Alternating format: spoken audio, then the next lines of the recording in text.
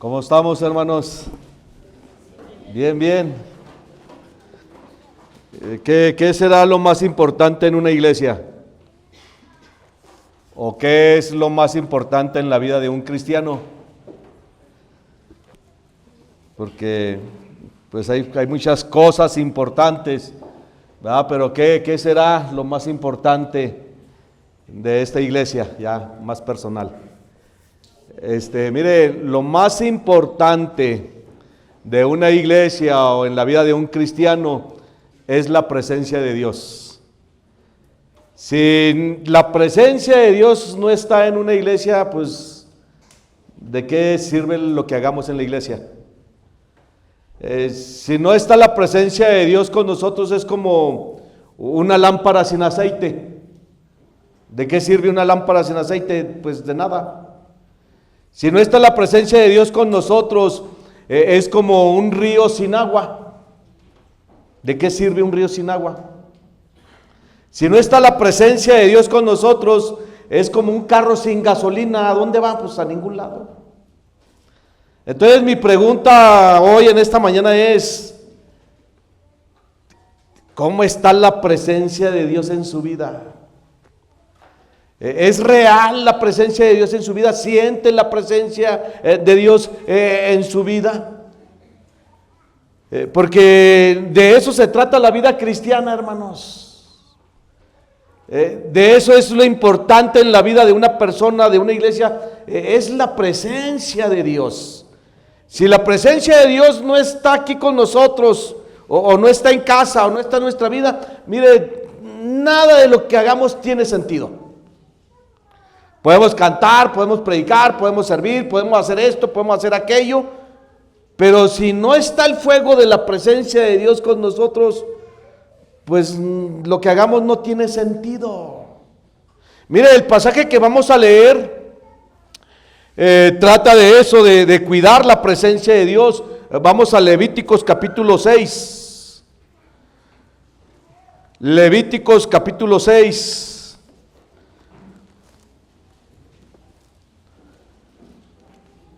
Levíticos, Génesis, Éxodo, ¿y lo qué? Levíticos, capítulo 6. Dice la palabra de Dios que Dios es fuego consumidor o fuego abrasador.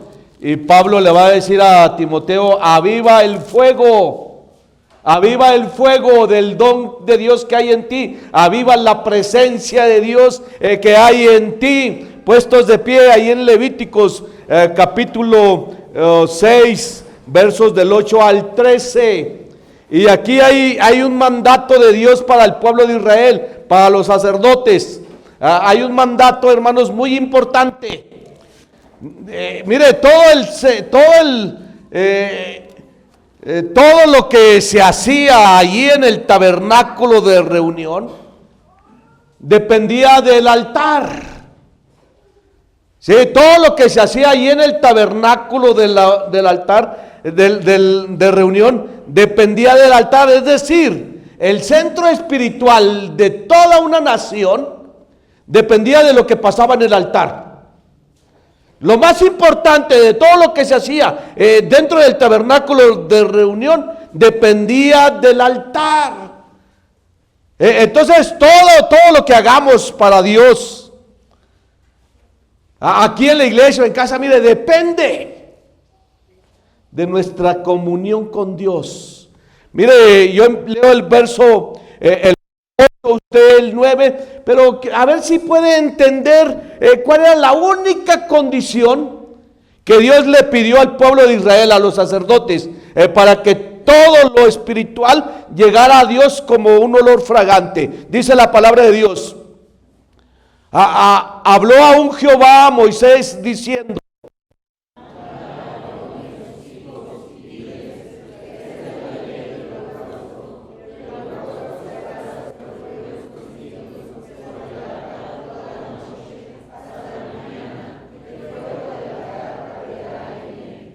y el sacerdote se pondrá su vestidura de lino y vestirá calzoncillos de lino sobre su cuerpo.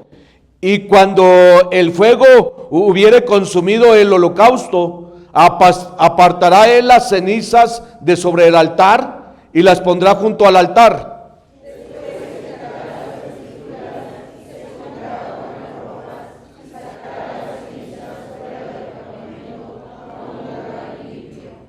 Y el fuego encendido sobre el altar no se apagará, sino que el sacerdote pondrá en él leña cada mañana y acomodará el holocausto sobre él y quemará sobre él las grosuras de los sacrificios de paz. Otra vez el 13. Y el fuego arderá continuamente en el altar, no se apagará. Entonces, ¿qué era lo más importante de ahí del tabernáculo? ¿El qué? El fuego. Mire, el sacerdote podía hacer muchas cosas: matar el cordero, el toro, el palomino, degollarlo, dejar que se desangrara, quitarle la piel, ponerlo en el altar. Pero si no había fuego, no había sacrificio. Entonces, lo más importante en la vida cristiana es mantener el fuego de Dios en nuestra vida. Mire, si no hay fuego de Dios en nuestra vida, todo lo que hagamos no tiene sentido. La oración no tiene sentido, la predicación no tiene sentido, la alabanza no tiene sentido. Buen Dios y Padre Celestial, Señor, ayúdanos a que se encienda una vez más el fuego, Dios. El fuego de tu presencia en nuestro corazón, en nuestra vida, Padre, que no vayamos por la vida apagados, Dios, con poca presencia tuya, Dios. Ayúdanos a anhelar fervientemente, Dios, tu presencia. Ayúdanos a buscar diligentemente, Dios, tu presencia en todo lo que hagamos, Dios. Te lo pedimos en Cristo Jesús. Amén. Puede sentarse.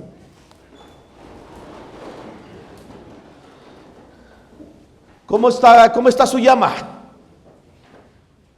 ¿Cómo está el fuego de la presencia de Dios en su vida? Todavía arde, todavía hay esa pasión, todavía hay ese amor, todavía hay esa consagración, ese celo por la presencia de Dios en su vida. Todavía dice, me voy a santificar, voy a orar, voy a leer la palabra de Dios, voy a buscar a Dios porque quiero su presencia. ¿Sabe cuál es el problema? Que estamos aprendiendo a funcionar sin Dios. Y eso es peligroso. Mire, cuando una iglesia aprende a funcionar sin Dios, aprende a vivir sin la presencia de Dios, eso es peligroso. Mire, nos podemos acostumbrar a no tener la presencia de Dios y no darnos cuenta. Puedo seguir cantando sin la presencia de Dios. Puedo seguir predicando sin la presencia de Dios. Puedo servir a Dios sin tener la presencia de Dios. Eso es lo peor que nos puede pasar: acostumbrarnos a funcionar sin la presencia de Dios. Hace muchos años en Grecia hubo una carrera muy famosa que le llamaban la carrera de la antorcha encendida. Y le llamaban la carrera de la antorcha encendida porque a cada competidor antes de la salida se le entregaba una antorcha y le encendían, le ponían fuego, y entonces todos salían corriendo con la antorcha encendida. Y la única condición para ganar la carrera era que la antorcha no se apagara. Si alguien iba corriendo ahí en la carrera y se le apagaba la antorcha, lo descalificaban, lo sacaban, lo hacían a un lado, quedaba eliminado automáticamente porque se le apagó el fuego. Incluso si alguien llegaba en primer lugar, cruzaba la línea de meta, pero la antorcha estaba apagada, quedaba descalificado. Entonces, durante toda la carrera, la mente de los competidores era: voy a cuidar la antorcha, que no se apague el fuego. Lo protegían del viento, la lluvia y cualquier cosa que pudiera apagarla. Mire, así también es en la vida cristiana. Lo más importante en la vida cristiana es que no se apague el fuego. Mire, no, si se nos apaga el fuego, no vamos a ser aprobados por Dios. Si se nos apaga el fuego, somos descalificados por Dios, quedamos descalificados por Dios. No importa cuánto cantemos, no importa cuánto sirvamos, no importa cuánto hagamos en la obra de nuestro Dios, si no hay fuego en nuestra vida, miren, nada tiene sentido.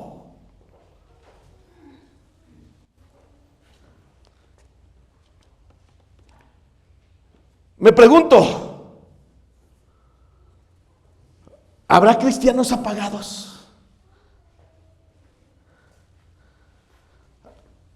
¿Habrá cristianos viviendo una vida viviendo la vida cristiana sin fuego?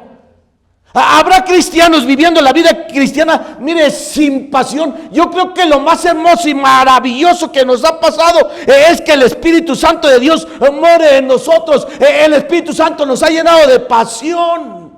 Y miren, la vida que Dios nos ofrece es una vida de mucha pasión, es una vida de mucha emoción, es una vida maravillosa. Y cuando hay pasión, uno está lleno de gozo, está lleno de alegría, está lleno de regocijo, está diciendo amén, gloria a Dios, el Señor es el grande, Él es el todopoderoso. Por eso mi pregunta es: ¿habrá cristianos sin pasión, sin amor por Dios, sin una entrega total a Dios, sin rendirnos a Dios? Mire, toda la vida espiritual de un cristiano, fíjese bien, toda la vida espiritual de un cristiano depende si hay fuego o no hay fuego. Si el fuego se apaga en una iglesia, no hay verdadera adoración, no hay verdadera alabanza, no hay verdadera vida. Por eso el pasaje bíblico que leímos, mire, trata de una instrucción muy clara.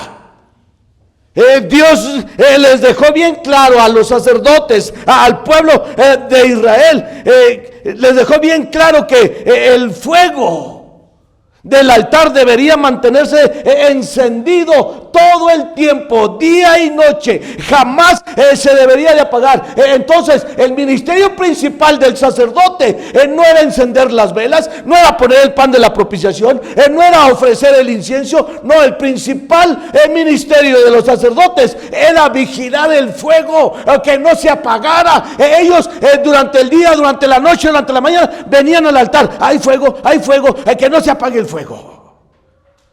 Porque si se apagaba el fuego, ya no había forma de acercarse a Dios. Era lo más importante. Toda la vida espiritual de lo que se hacía en el tabernáculo dependía del fuego del altar.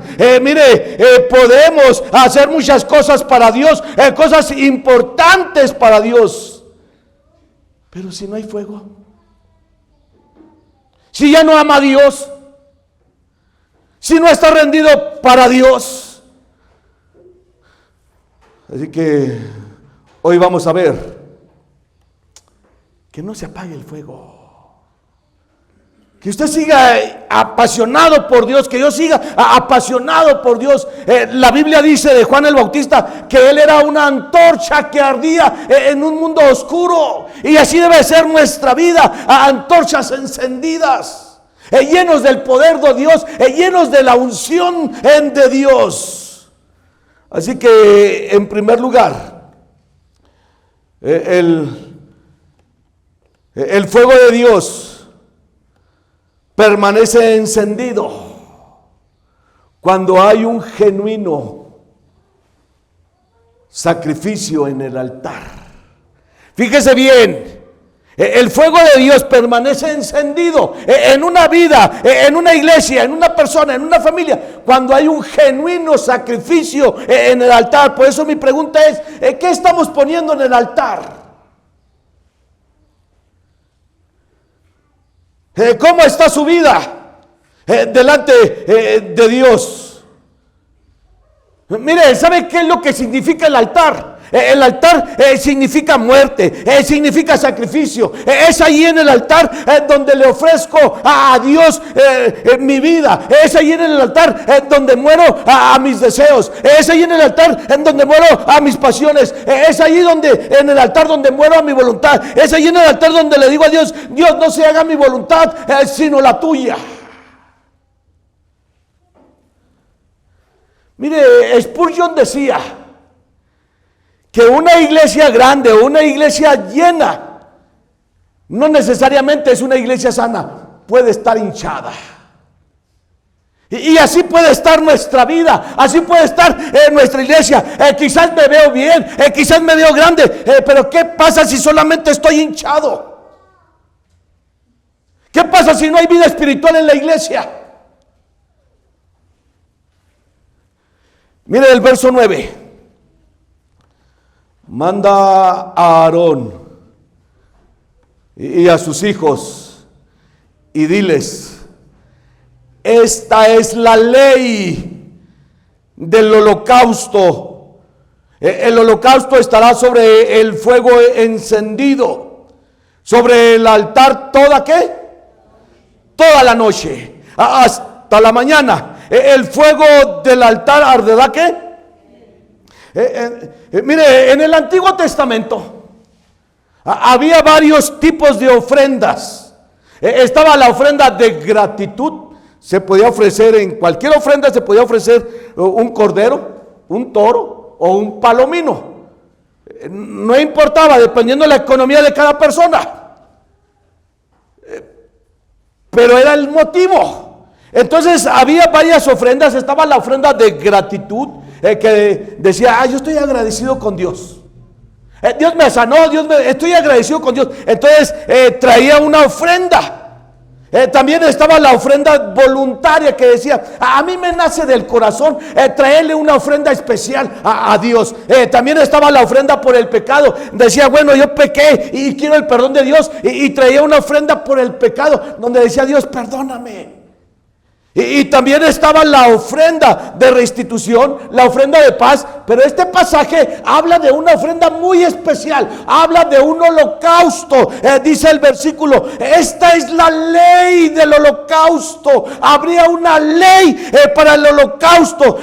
Tenía que hacerse el holocausto de una manera. Mire, el sacerdote degollaba el toro, el cordero, el palomino, y lo ponía en el altar toda la noche.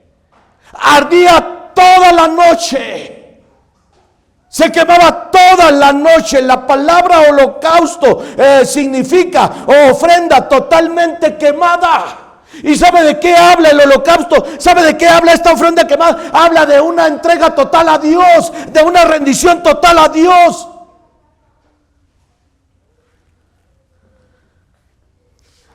Y si quiero que el fuego de Dios, la presencia de Dios esté en esta iglesia, esté en mi vida, tiene que haber una rendición total a Dios, una rendición completa a Dios.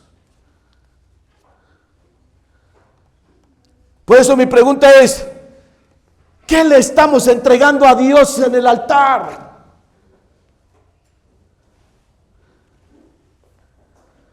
Le estamos entregando a Dios un sacrificio total, una vida completamente rendida a Dios. Mire, el problema hoy que tenemos es que queremos un altar pero sin sacrificio. Queremos la presencia de Dios pero sin renunciar a la carne. Queremos la presencia de Dios pero sin morir a nuestros deseos. Sin soltar nuestros malos hábitos, sin rendir nuestra voluntad. Pero el fuego de Dios si no hay un sacrificio genuino, no va a descender. ¿Sabe qué dice la Escritura? La Escritura dice que presentéis vuestros cuerpos en sacrificio vivo, santo, agradable a Dios. Está hablando de nosotros mismos como el sacrificio. Usted y yo somos ese sacrificio vivo, santo, agradable a Dios. Es decir, toda nuestra vida se debe consumir en el altar.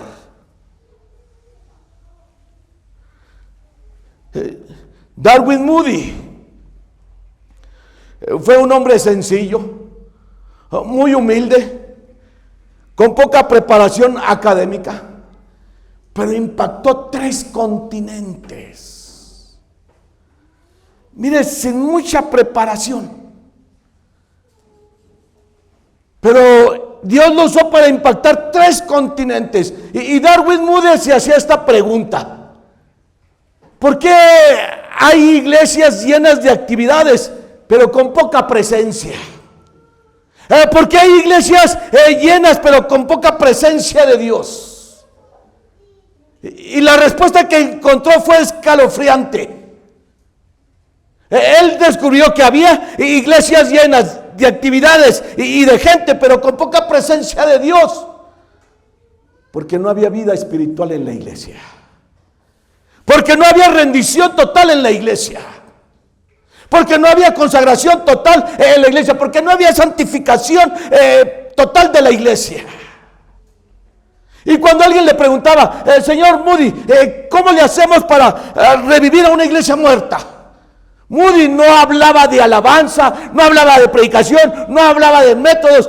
Moody decía: la única forma de reavivar a una iglesia moribunda es con rendición. Es con consagración total a nuestro Dios.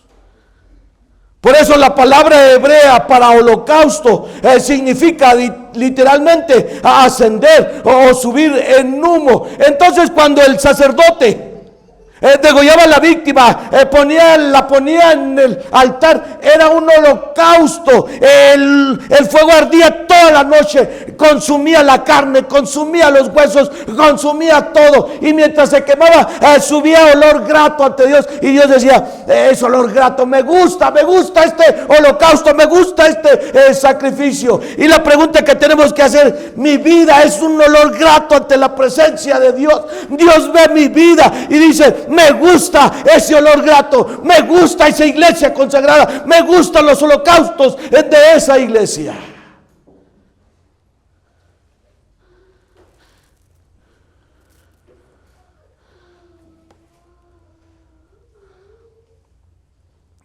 El fuego se apaga cuando no hay consagración.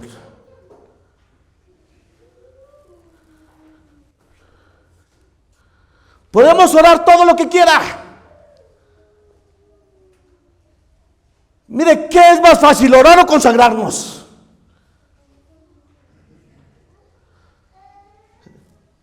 Podemos orar, pero si no hay consagración, por eso muchos preferimos orar, llevar una vida de oración, pero sin consagración, pero sin santidad. Dígame, ¿de qué sirve esa vida de oración? Y podemos tener muchas cosas espirituales, muchas disciplinas espirituales, pero si no me estoy consumiendo en el altar, si toda mi vida no está rendida al Señor, no hay presencia de Dios real. Y digo, y lo más peligroso es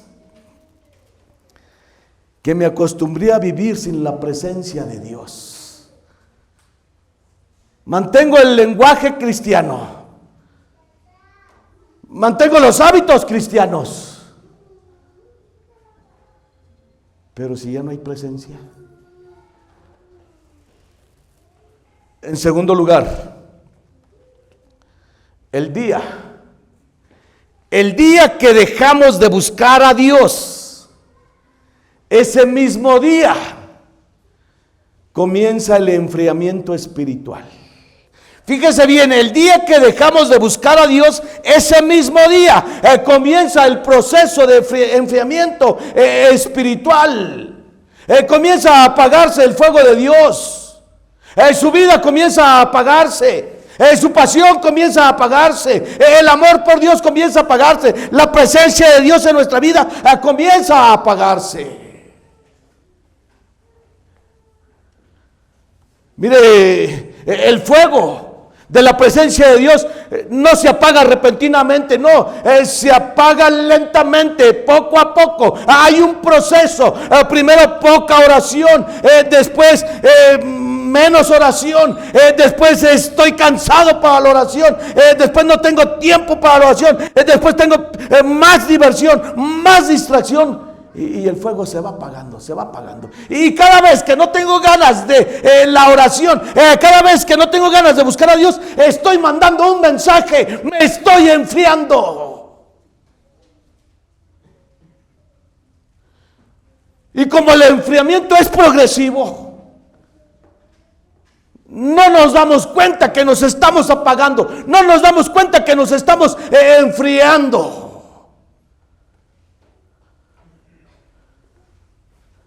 Mire el verso 10.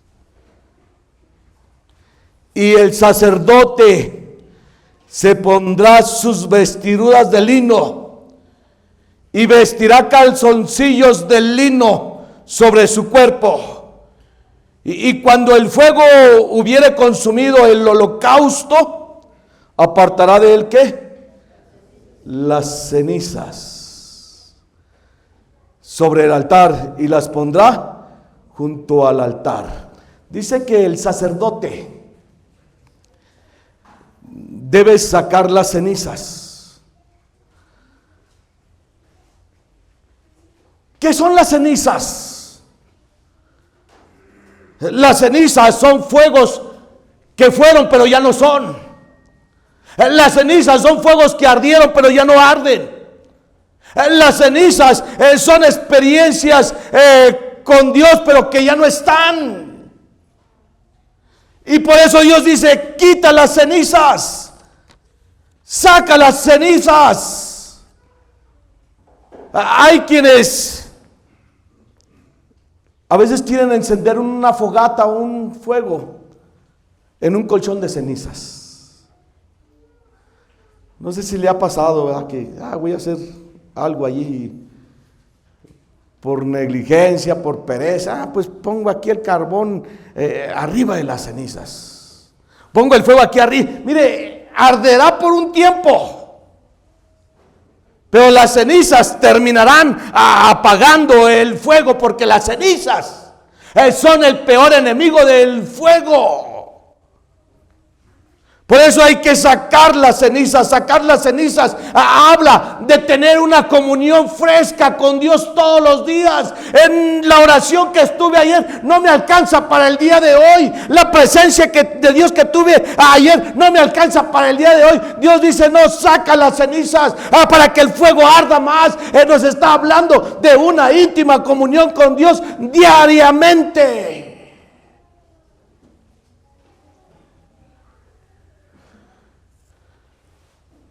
El fuego de Dios se rehúsa a arder en las cenizas del pasado. Miren, no se puede vivir de las cenizas, no se puede vivir de los buenos recuerdos del ayer, no se puede vivir de cuando era un buen cristiano, de cuando estaba consagrado, de cuando amaba a Dios. No se puede vivir la vida cristiana de esos recuerdos. Dios dice: saca las cenizas, ven, ten un encuentro vivo y nuevo, fresco conmigo cada día.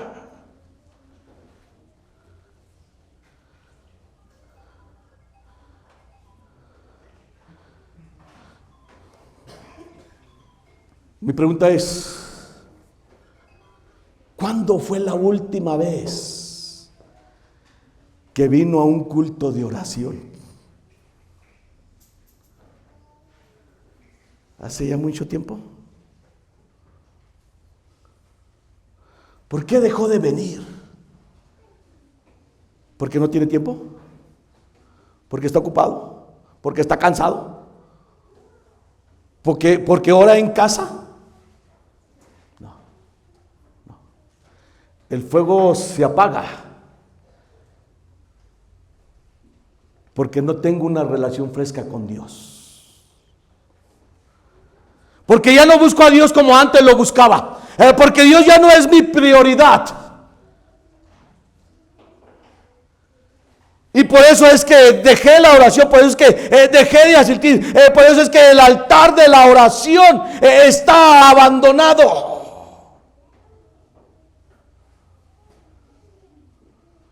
Grabe esto en su espíritu: el fuego que no se alimenta se apaga.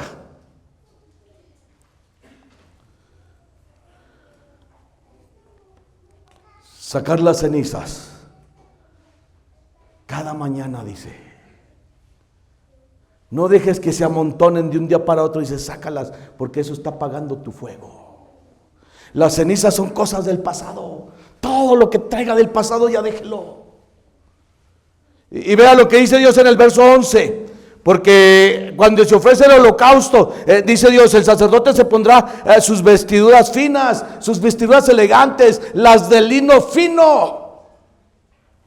Pero en el verso 11 le dice, después se quitará sus vestiduras y se pondrá otras ropas y sacará las cenizas del campamento. Mire, yo ahorita que termine de predicar, me voy a quitar estas ropas y me voy a poner otras ropas humildes, otras ropas sencillas. Entonces el sacerdote, cuando presentaba el holocausto, traía ropas finas, traía ropas elegantes. Porque hay un tiempo en que Dios dice, vístete, porque vas a estar en mi presencia, vístete elegantemente. Pero también hay un tiempo en que dice, quítate esas ropas ya, quítate esas ropas elegantes. Dice, ponte otras ropas, ponte las ropas de servicio, ponte las ropas de la humildad, ponte las ropas del sacrificio, ponte las ropas de la oración. Porque queremos las ropas finas, queremos las ropas de las plataformas. Pero dice, quítate esas ropas, ponte las ropas sencillas, las ropas humildes, las ropas y saca las cenizas.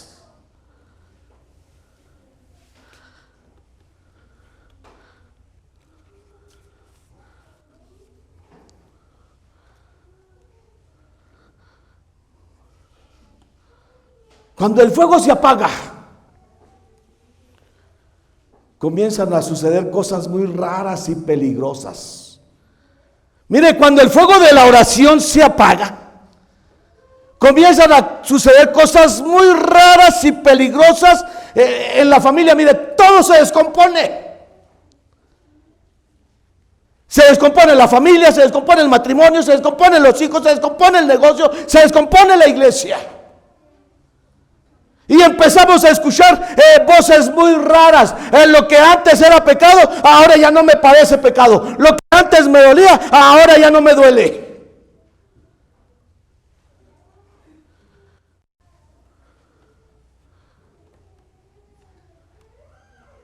Porque todo se descompone.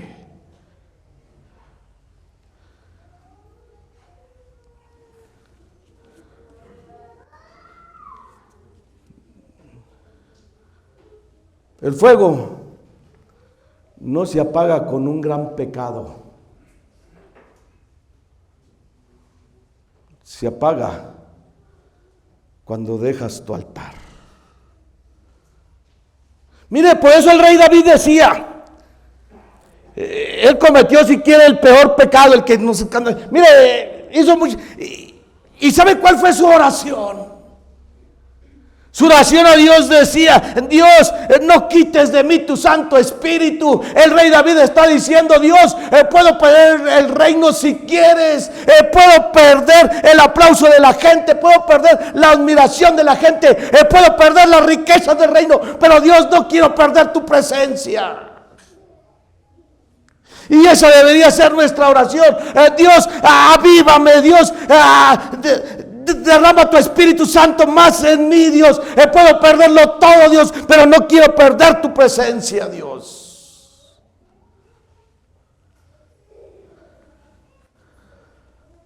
El fuego no se apaga por un gran pecado, se apaga por falta de clamor, se apaga por falta de oración, se apaga por falta de consagración, se apaga por falta de la búsqueda de Dios.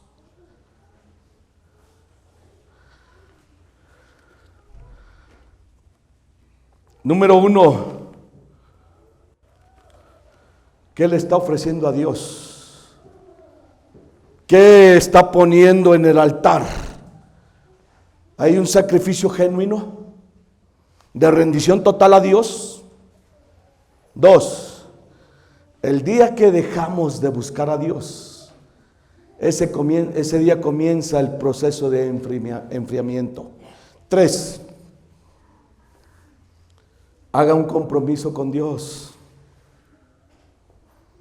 de mantener el fuego encendido.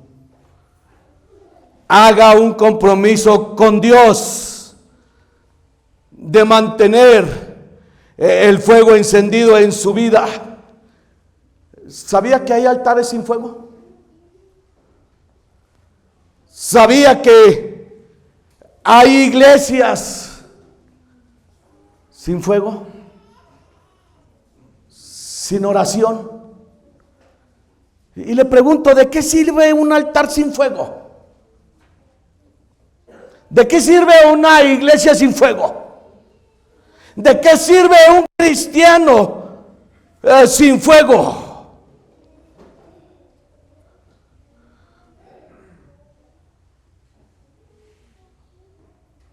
Aquí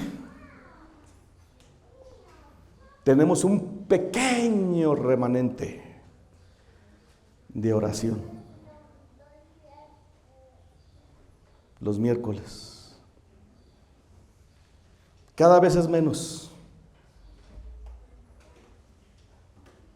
El miércoles yo creo que no le llegamos ni a los 50. ¿Qué va a pasar si ese remanente deja de venir a la oración? ¿Quitamos los miércoles de oración?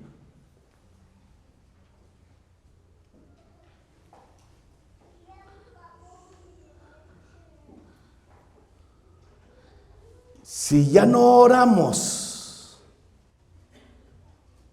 todo se acaba. Sí, podemos seguir teniendo cultos, venir, cantar, predicar, pero ya no tiene sentido.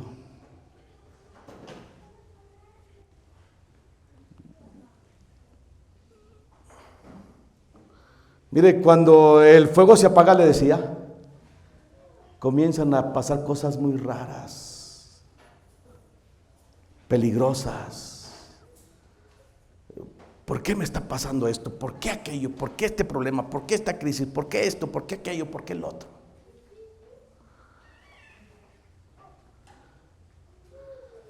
Y pues el único motivo es que descuidé la oración.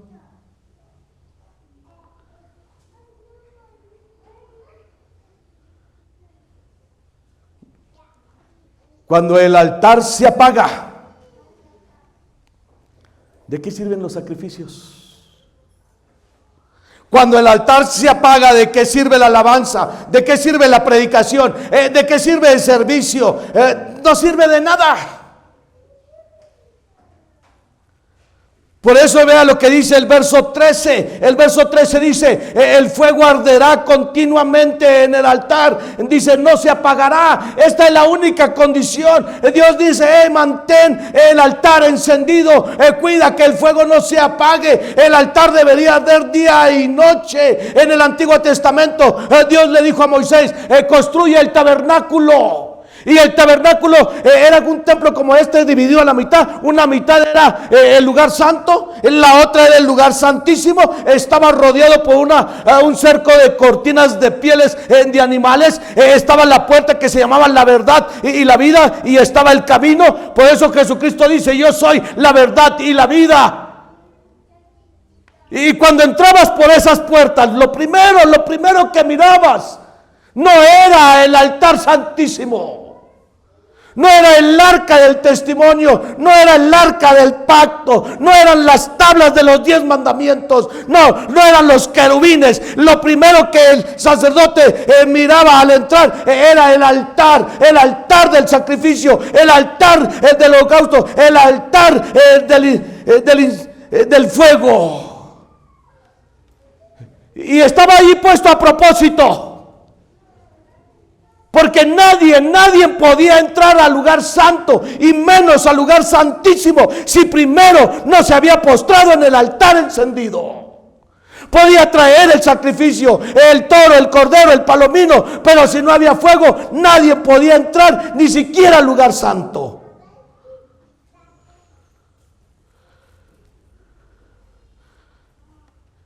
Y esta es una verdad espiritual. Si no hemos estado en el altar de la presencia de Dios, no podemos entrar al lugar santo, no podemos entrar al lugar santísimo, no podemos ministrar, no podemos servir a Dios. Porque el sacrificio no ha sido consumido. Mire, el penitente traía su holocausto, su sacrificio, lo sacrificaban, lo mataban, lo ponían en el altar. Y allí en el altar era donde se postraban, era donde se arrodillaban, era donde se postraban, era donde adoraban, era donde alcanzaban misericordia, era donde Dios los perdonaba. Y entonces, perdonados, lavados, santificados, podían entrar al lugar santo, a encender el candelabro, a poner los panes de la propiciación, a ofrecer el incienso. Pero nadie podía pasar si no había estado primero en el altar. La clave de la alabanza no son los músicos. La clave de la alabanza no son los instrumentos. La clave de la alabanza no son las voces. La clave de la alabanza es la oración. Si no hay oración, no hay verdadera alabanza, no hay verdadera oración. La clave de la predicación no es el mensaje, no es el mensajero, no es la elocuencia, es la oración. Si no hay oración, el mensaje no tiene sentido. La clave de la iglesia no son los cultos, no son las actividades, es la oración.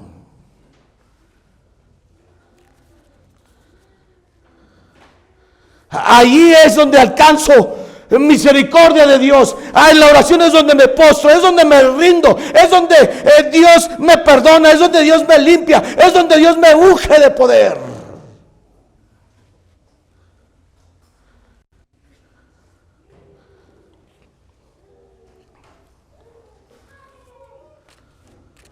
La oración es el centro de todo lo que hacemos aquí en la iglesia. Quítele a la iglesia la oración y tenemos puras actividades sin presencia de Dios. Haga un compromiso.